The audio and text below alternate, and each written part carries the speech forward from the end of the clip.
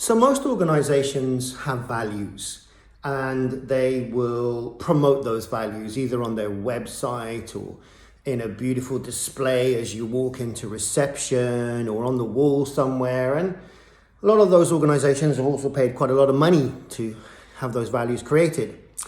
Sad truth is often they mean nothing.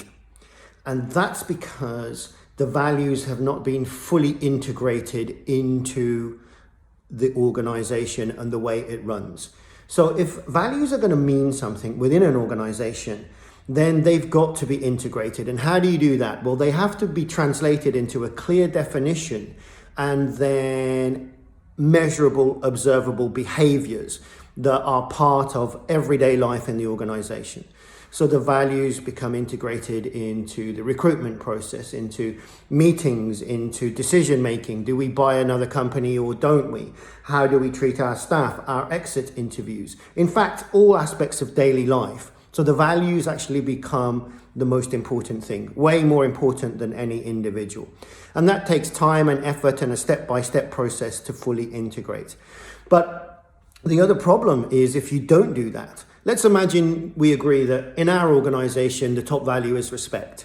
How do you interpret respect compared to how I interpret it? And then John interprets it, and Julie interprets it, and Federica interprets it. You see, we'll all interpret it in a different way. We'll all interpret those values in a completely individual way. So we'll all go out thinking, well, I'm behaving with respect with my customers and with my stakeholders and with my clients, but that could be actually very, very different.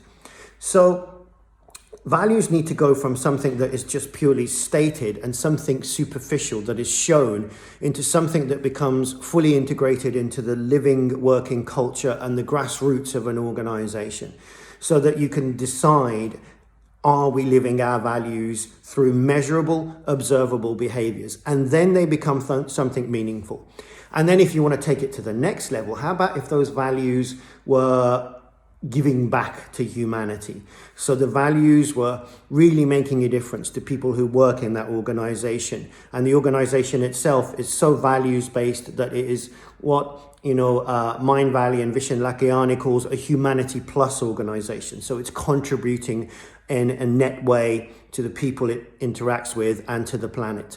Just imagine if those values then were the vehicle by which you traveled to your destiny, to your goals, to your vision.